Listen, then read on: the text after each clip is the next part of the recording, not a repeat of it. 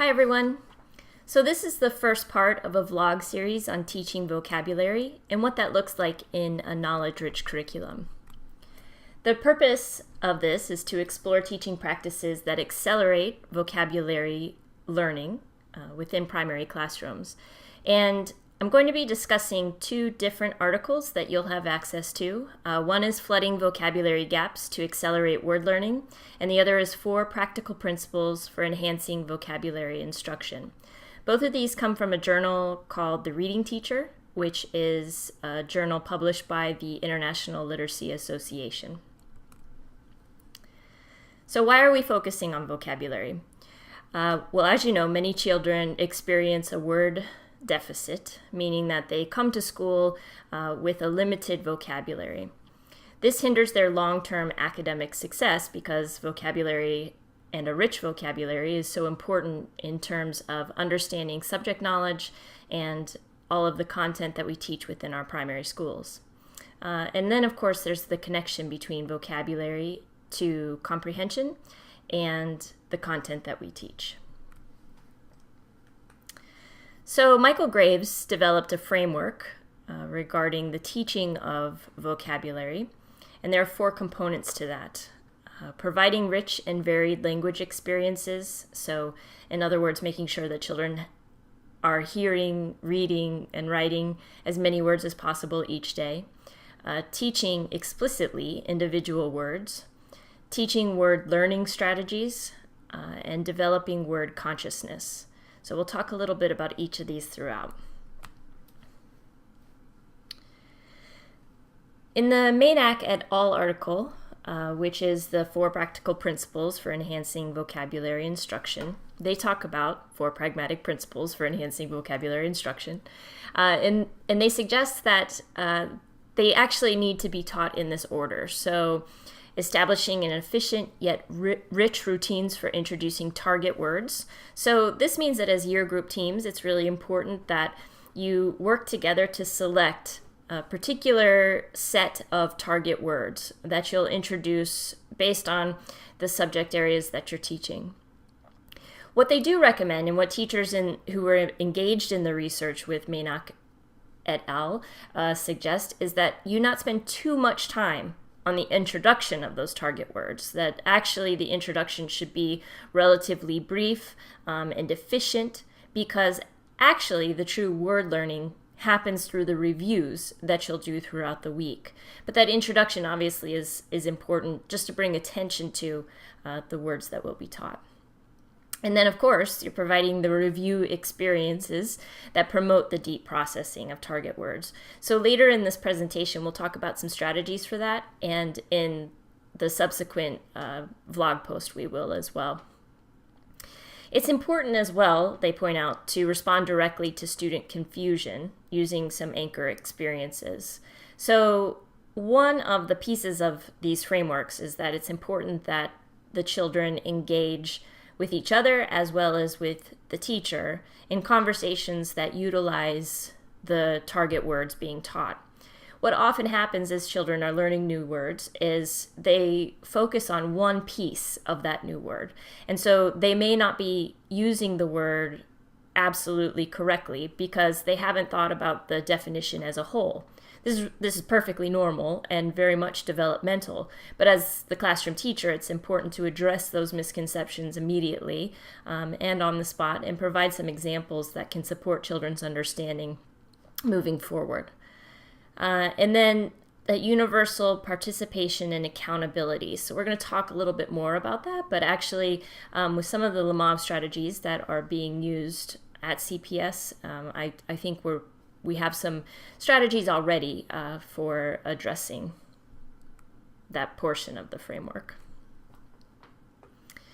So Presley and colleagues really talk about this as a flood of words. And I like that kind of concept because it really makes you feel that there's just a deluge of rich vocabulary within our classrooms.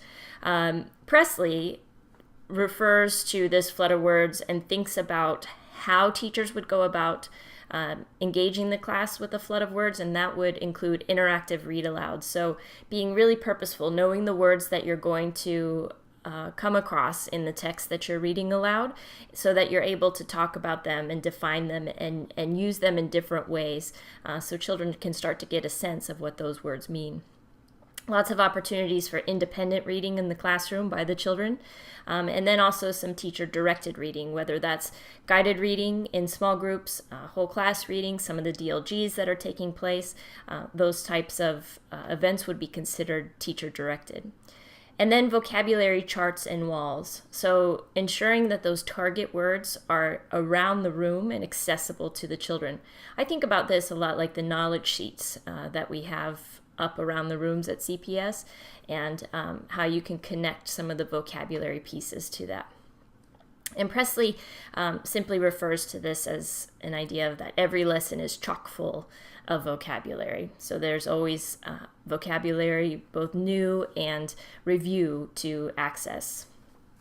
Also, some of his colleagues, Blackowitz and Fisher, refer to a flood of words in which teachers immerse students in word-rich environments, maximizing both intentional and incidental word learning and breadth as well as depth of vocabulary instruction.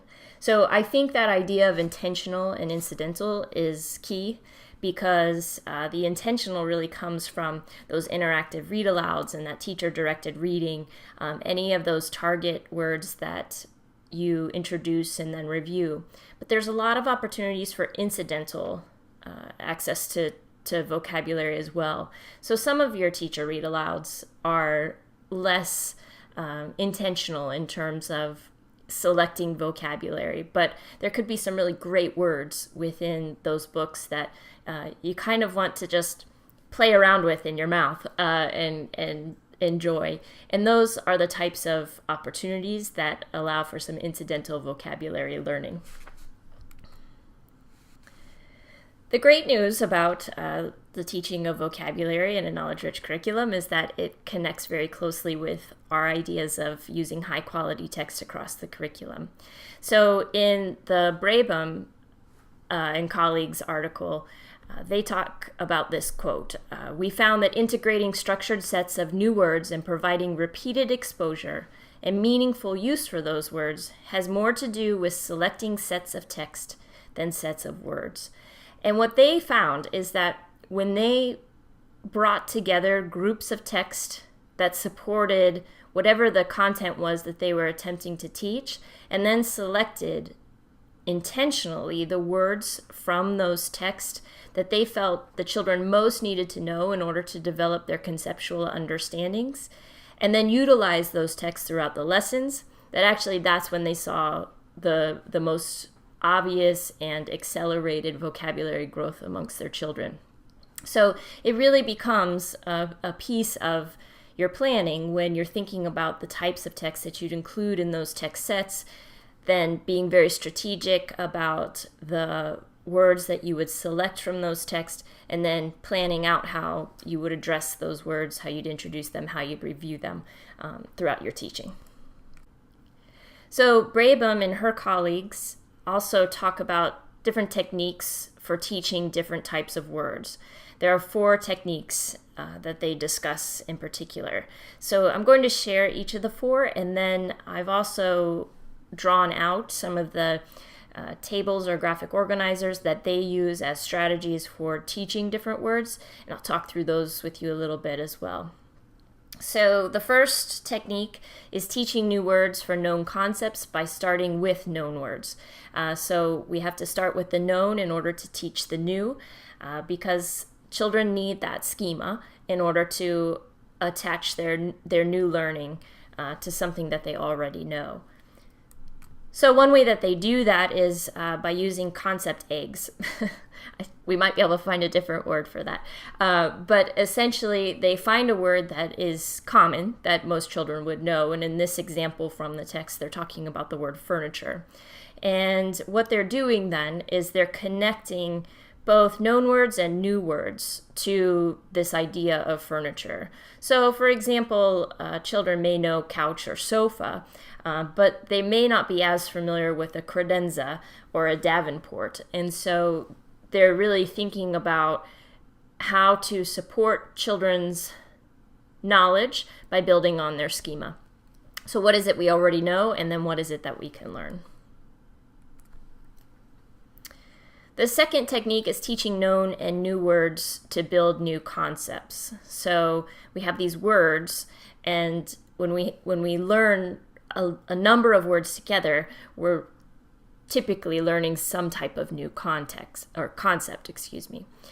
So in this, they're taking the semantic features and they're analyzing them. So these are the same words that were within the egg that we just saw, and they've put this into essentially an Excel sheet.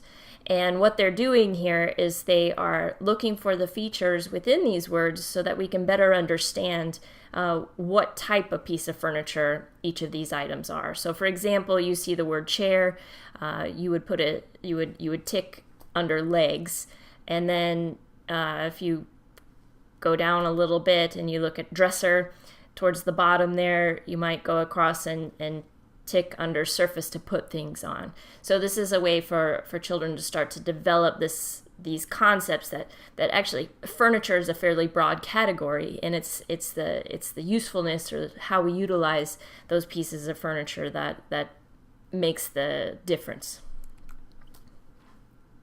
The third technique then is teaching new meanings from known words. So essentially here, what we're talking about are synonyms, or just other ways of describing certain words. So if you look at the first one, they're talking about light, and there are different ways to think about light. So it could be that it's not heavy, or if you look across the row, it also talks about illuminate or rays from the sun. So here we're getting into what they refer to as polysemous words, which means that these are words that have multiple meanings, such as light. So we can talk about light in terms of size and weight, or we can talk about light in terms of rays from the sun or moonbeams. And this is how you would teach some of those words, so that we can start to think about how those words might be used differently and how we come to understand the text that we're reading based on what we know about words that can have multiple meanings. And then they talk finally about clarifying and enriching meanings of known words. And so this is a degrees of meaning map, essentially. And in this, they're talking about the word mad. So this is particularly useful when we're writing and we want children to expand their vocabulary or actually put into practice their expanded vocabulary. So here what's happening is they're talking about the word mad. They're finding a number of synonyms for that word, and then they are creating a chart for degrees of meaning for that word. So you'd have a conversation, something like, okay, well, I know that angry also means mad, but does angry mean I'm just a little bit mad? Does it mean I'm somewhat mad? Am I definitely mad? You get the idea. And you would go through all of these words so that as children are writing or reading, and they either come across the word or want to use the word, they can think about, okay, well, to what degree am I mad? And how would I actually place this into text? So in the research studies from the two articles that I'll be sharing with you, there were a couple of teacher takeaways that I thought were important and that we already addressed to some degree. But one was the vocabulary word walls. The teachers within one of the studies said that these were essential, and then actually what supported the word walls most was that they included images in order to help the children support the children's understanding of those words. So these are the very intentional target words that you and your team are selecting. And then the other piece was ensuring equity and participation. What the teachers found, and this will come as no surprise, is that the children with more robust vocabulary tended to be the ones that were engaged in the conversations that were taking place in the classroom. So they became very attuned to ensuring that all children had opportunities to participate, because it is through that conversation, through the reading, through the writing, it's all of those parts that supports children's vocabulary development. So they came up with some ideas for how to do that reminded me quite a bit of cold calling and or popsicle sticks. So, cold calling, if you just want to be intentional about who you're asking to speak, and popsicle sticks if you're letting that be random.